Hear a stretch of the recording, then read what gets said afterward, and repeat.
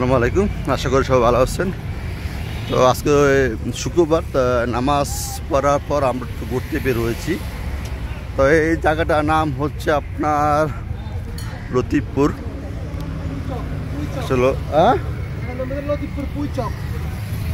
জায়গাটার নাম হচ্ছে আপনার লতিফপুর পুইচক। হ্যাঁ, পুইচকে কেবল আমরা বাসে করে আসলাম। তো আসতে আমাদের আধা ঘন্টা সামথিং লাগছে। সো এই জায়গাটা নতুন, তো আমরা একটা যাব, মন্দির আছে বলে, হিন্দু যে বড় মন্দিরগুলা, তো সেখানে আমরা যাওয়ার চেষ্টা করব। অত ভালো একটি ভিউ আছে, সেই ভিউটা আপনাদের দেখানোর চেষ্টা করব ইনশাল্লাহ। অবশ্যই আমার পাশে থাকবেন অথবা আপনারা ফলো করে দিয়ে রাখেন। অবশ্যই আমি যেতে যেতে ভিউটা আপনাকে দেখানোর চেষ্টা করব।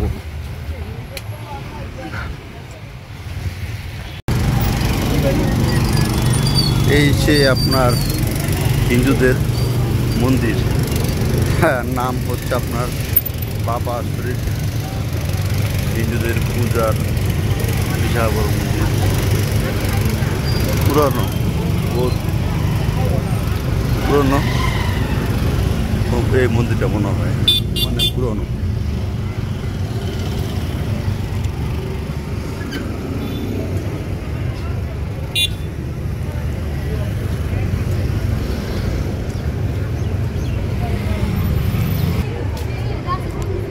এখন আমরা ভিতর দিকে যাব, ভিতরে প্রবেশ করব। অনেক বড় একটি জায়গা নিয়ে, বড় এরিয়া নিয়ে মন্দিরটা, প্রচুর মানুষ আছে।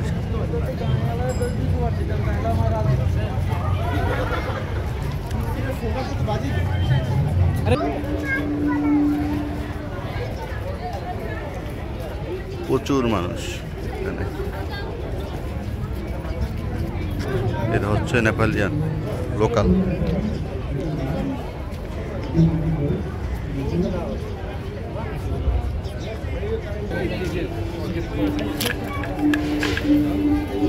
এটা কি?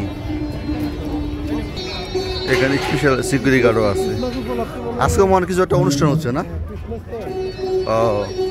ওই নতুন বছরের জন্য তারা একটা অনুষ্ঠান তৈরি করছে। এই হচ্ছে অনুষ্ঠানটা।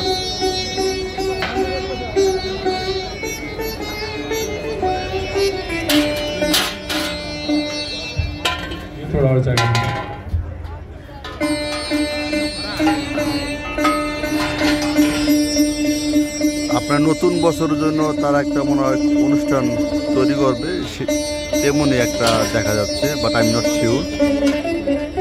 আই থিঙ্ক সেটাই হবে। প্রচুর সিকিউরিটি আছে এখানে, সিকিউরিটি গার্ড আছে।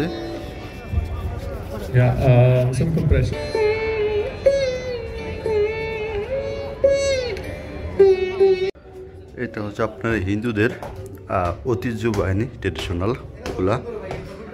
তো ভিতরে ঢুকছি আমি, দেখেন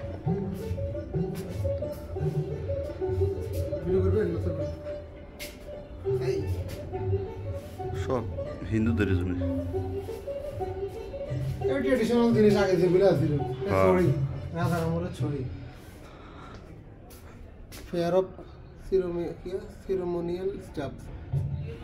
মানে আপনার ঐতিহ্য বাহিনীগুলো ওরা ধরে রাখছে, ঠিক আছে। রাজার সেই বসার চেয়ার।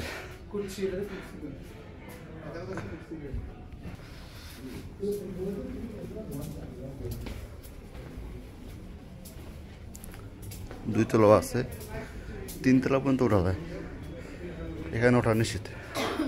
এটা হচ্ছে আপনার তৃতীয় তলা, এটা 3 নম্বর। তৃতীয় তলাতে এরকম সিস্টেম, মানে এখানে যা আছে আপনার সম্পূর্ণ মানে রাজার আমলে যেসব স্মৃতিগুলো তারা ধরে রাখছে। অ্যাটলিস্ট বলতে পারেন আপনার এটা ট্রেডিশনাল জাদুঘরের মতনই, ঠিক আছে।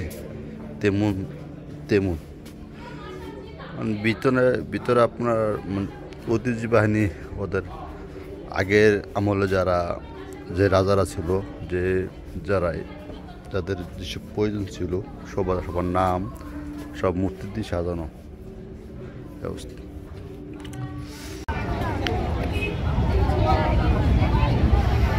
আপনার এখান থেকে যে নেপাল যেখানে বরফ পড়ে সেই দৃশ্যটা কিন্তু দেখা যাচ্ছে, ওই যে সাদা পাহাড়গুলো,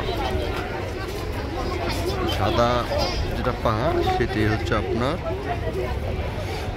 নেপালে থেকে বরফ পড়ে। সো এখন সন্ধ্যা হয়ে গেছে, আমরা চলে যাব।